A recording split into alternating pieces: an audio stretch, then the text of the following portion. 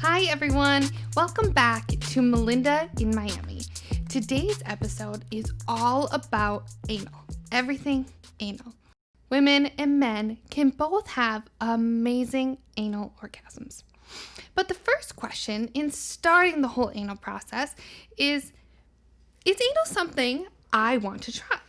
It can be extremely pleasurable for you and your partner. So if you just answered yes to that first question, stay tuned because I'm going to tell you all the basics that you need to know in order for you and your partner to have an amazing anal experience. So if you've answered yes, I want to try anal, here's what to do. We can't just go from 0 to possibly putting a large toy or a penis in your anus. So we have to start small. When we're choosing a toy or we're choosing something, think about this toy needs to be cleaned properly, and this toy needs to be small. This is something that you should probably do on your own to test out your own body. Listen to the way your body responds. If it hurts, then definitely stop. So, how to have the most amazing anal orgasm. So, you've worked yourself up, you're ready to put a larger object in your anus and you're looking really forward to it. And why? Because an anal orgasm is a different type of orgasm. You're stimulating a different part of the body. And don't be intimidated if you've ever been to a sex store or had those advertisements online. Sometimes you'll see kind of a scary looking 3-pronged sex toy. Well, that's exactly what these toys are meant for. So basic anal 101 rules is hygiene. If you are going to engage in anal play, remember, anal comes with a lot more bacteria. So never go from anal back to vaginal or anal to your mouth, right? Because there's a lot of bacteria. I would even really encourage you to use a condom. 2 reasons, right? You're keeping it much cleaner. And secondly, you're also having the lubricant built in. So there's a lot to be said for an anal experience.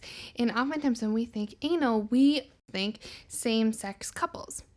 And I think that gets a lot of attention and it's spoken about. So I want to turn the focus to females experiencing anal for the first time because I don't think this gets as much attention. And a lot of women don't experience this because they have this fear of it could hurt and also the slight stigma that anal play comes with.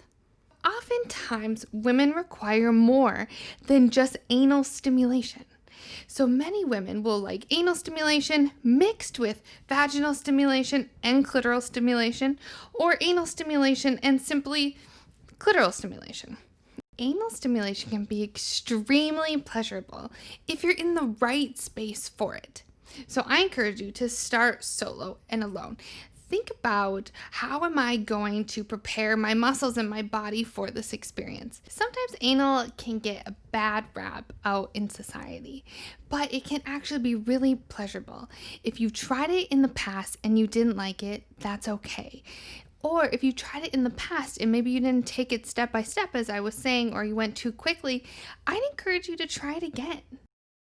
Sex is something that is enjoyable and fun. And if you don't feel that this is something you want to try, then no pressure. If we feel our partner is pressuring us, that is definitely cause for slight concern and to talk with them about what you feel comfortable with and what you do not. So today we are not doing an interview with another sexy professional, but what we're going to do is we're going to have an extended Melinda's mailbag. So I have 2 additional guests today answering and talking about their raw feelings all about anal. I'm very excited. Next week's episode is all about oral. If you have any questions, comments, concerns about oral, DM me on Instagram at Therapy with Melinda or go to my website and fill out the form. I'm happy to answer your questions. It's not like we go and talk to friends about our sex life. But you do at Mindy's house. Which Great, Male great to piece that. so this is what we would call pegging. Fuck yeah, I loved it. Half sock Sandy for cleanup. And Remy also just bops in and out because Yeah, whatever. Yeah. he won't not be in class. Okay. Anal with friends? Luncheon with Mindy. Okay, so today we have an expanded panel outside Shawnee Mick, my sidekick, Adriana, and Jeremy. And I want to start right off the bat with what is your initial thoughts when I bring up anal penetration? Lube. Great. Male Right to the head. G-spot. Yeah, I guess my first thought is, are you the giver or the taker? Right, or who's getting it first? Okay, so a lot of different things. And, right, like Sean was saying, you definitely are going to need lubricant when you're doing anal.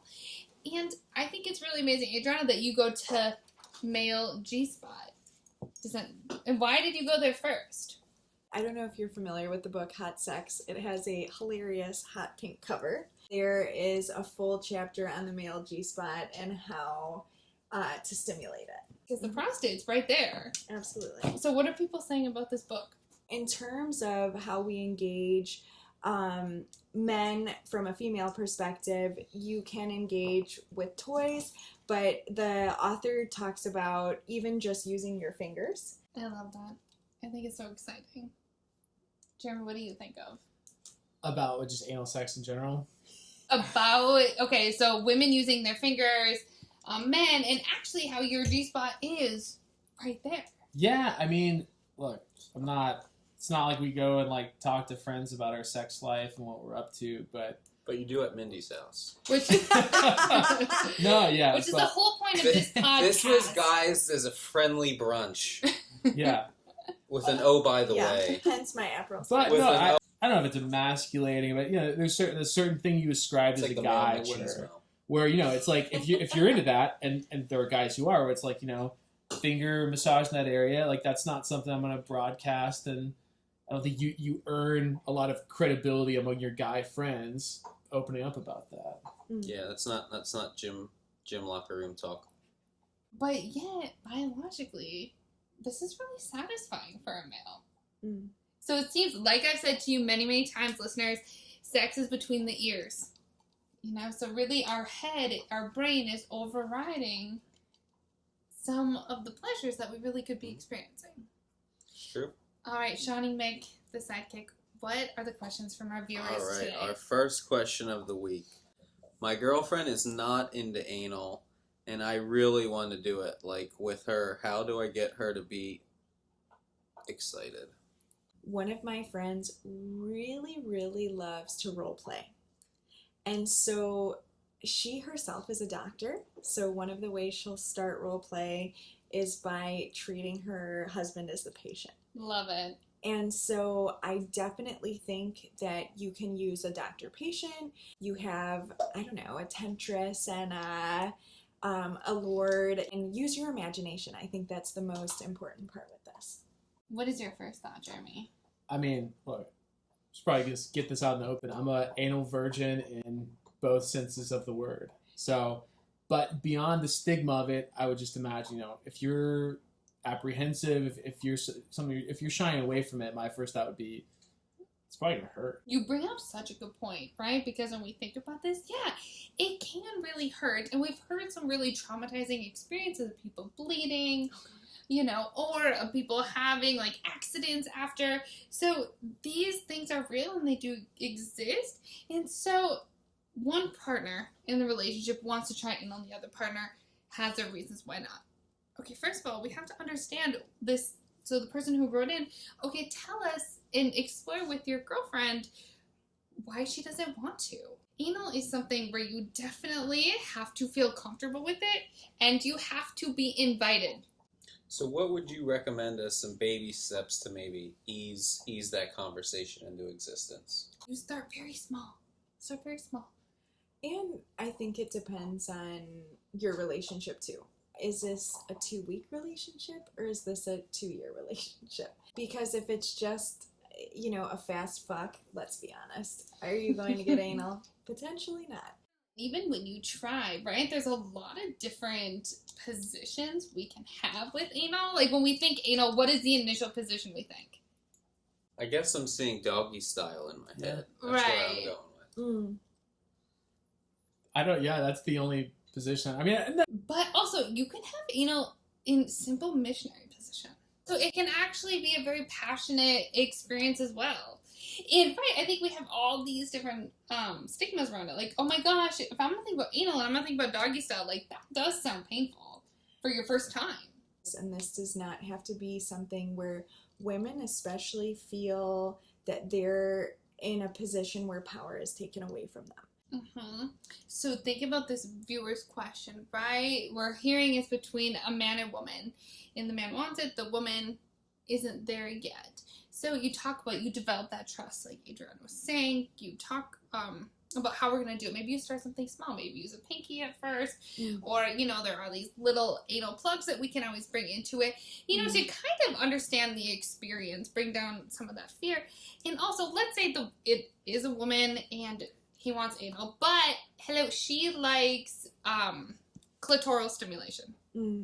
Well, missionary is a great position for you. Start small, bring up the question, make it an open-ended question. Hear what your partner has to say.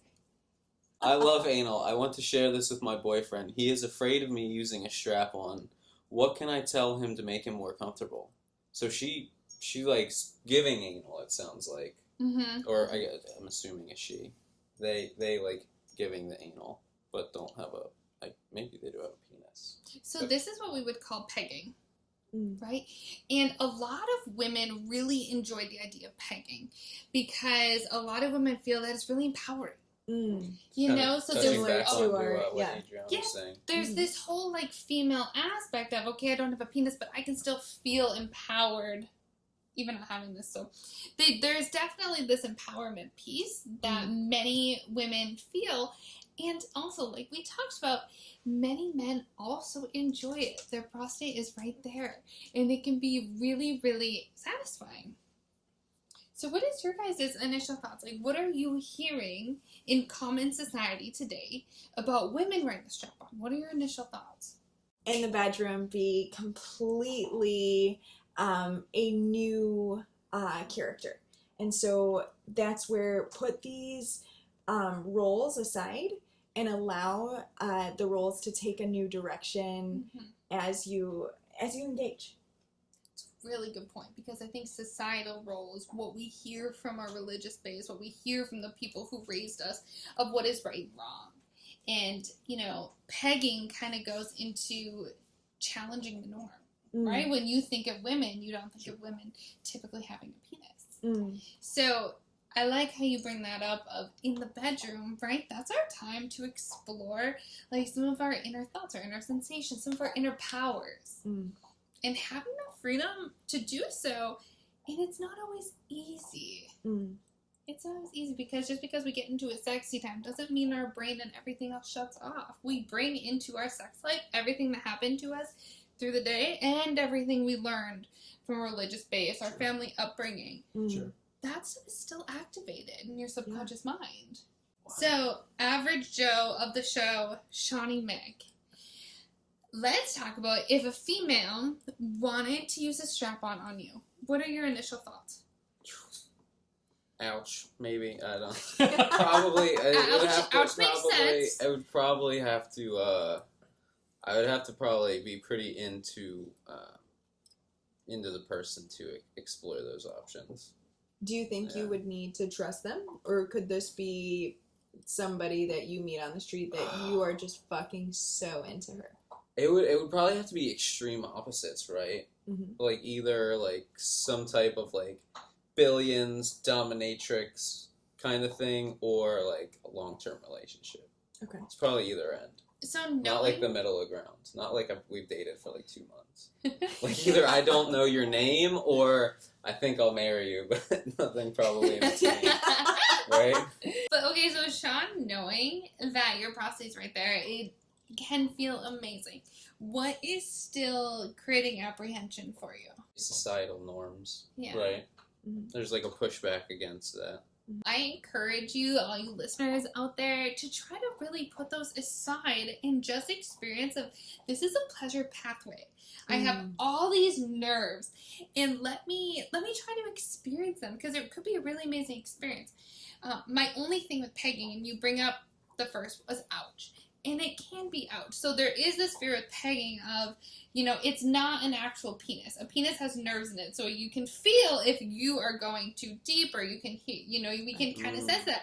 Now, this typically is a plastic piece. So if you are out there and pegging, be mindful of you can't really feel if you are hurting that person. So communication is complete key. Absolutely. In this experience. I actually do want to add this dynamic of men not doing the pegging but getting pegged is something that probably happens a lot more than we might realize. Everyone has their different tastes, interests, things they like and don't like, and I think that's an important question. If that's something you're really into, is are you with the right person? If they're willing to explore that with you. When one partner wants one thing and the other person's an absolute no. And, there's a few ways to answer that question.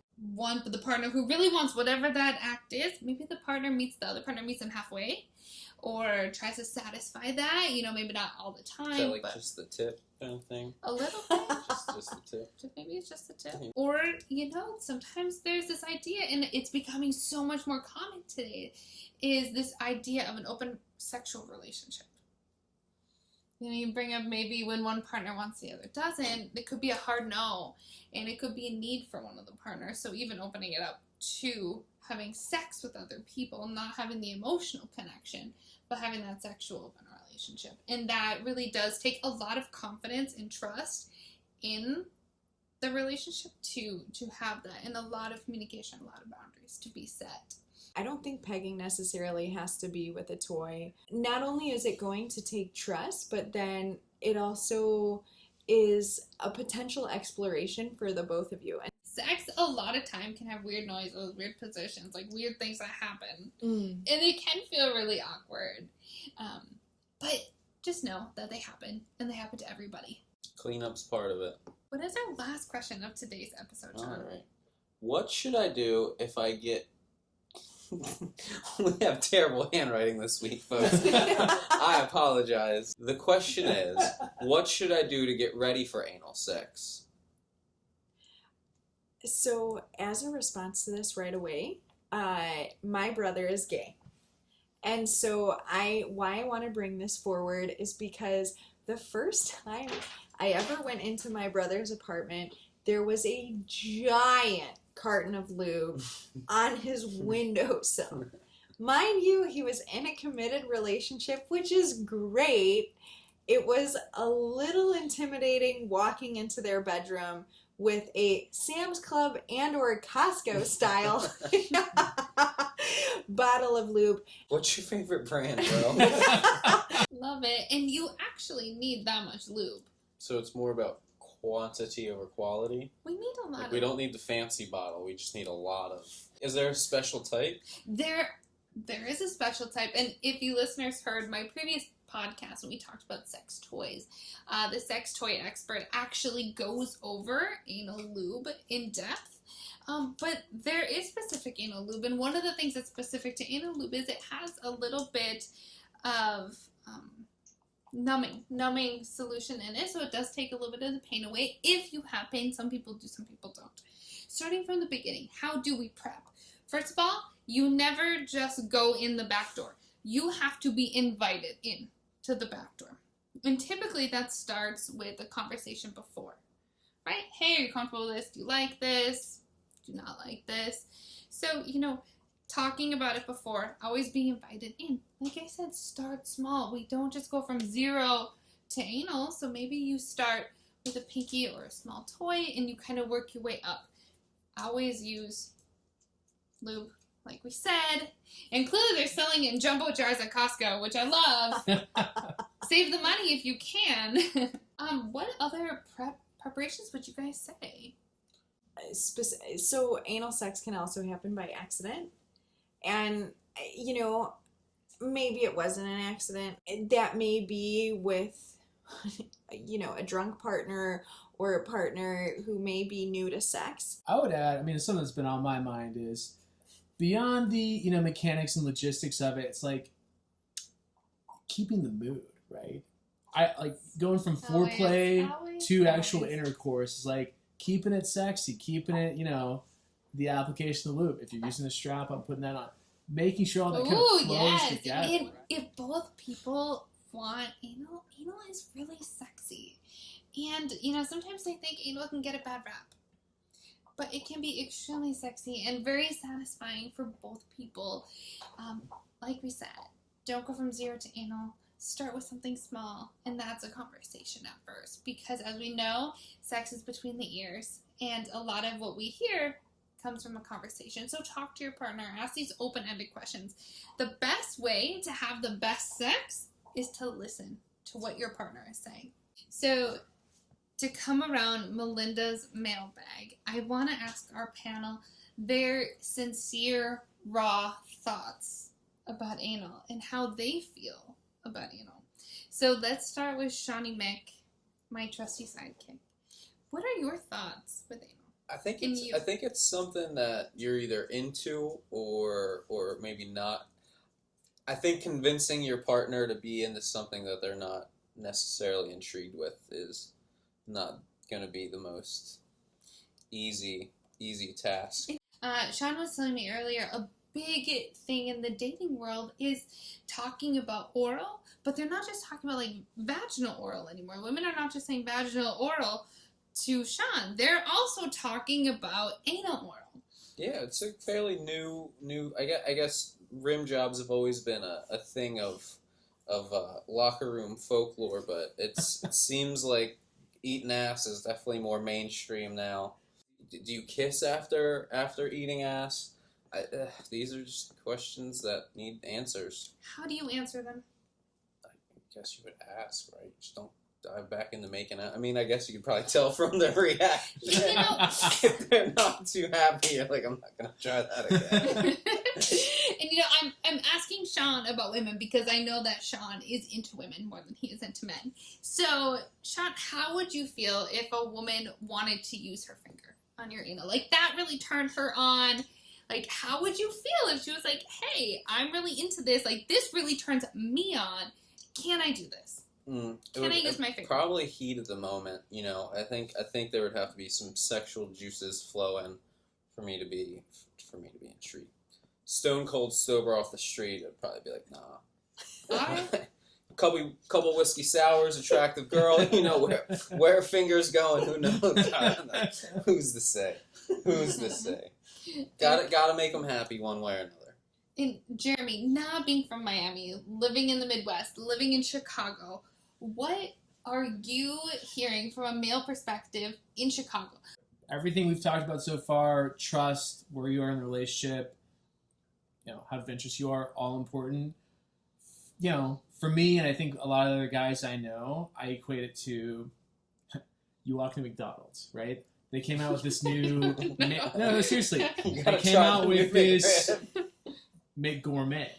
It's supposed to be better. Costs a little bit more. It's supposed to taste better. I'm used to eating McDoubles my whole life. Like, they're pretty good. I know what I'm going to get. I'm in a routine. Why mix it up? But, Well, and in response to that, as Jeremy's partner, what I can say, and not even from a sexual standpoint, I am known to order the same thing once I discover my newfound love over and over and over again. And that's very same with sex. I don't like to stray because if it sucks and I just spent $7.99, I'm fucking pissed. So just like Sean was saying, as he's going through the dating world of Miami, anal is entering the verbiage in dating. Tell us about what you know with the dating in Chicago, the Midwest area. Has anal entered into the mainstream verbiage? I do think in Chicago we're a little bit more prissy. We're a little bit more afraid to discuss this within our social circles. I have been at a bachelorette party where I was simply talking about pleasing your partner. And I just got giggles all around from women that were 25 to 30. A lot of women struggle with discussing this, and I would say men as well. I really think there's nothing sexier than having a partner that wants to please you. If your partner wants to please you, you also want to please them. Like, sex is an act of selflessness. Thank you all for tuning in today to Melinda's Mailbag. next week is all about oral, and we're ranging it from same-sex couples to opposite-sex couples. Until then, go out and have great sex.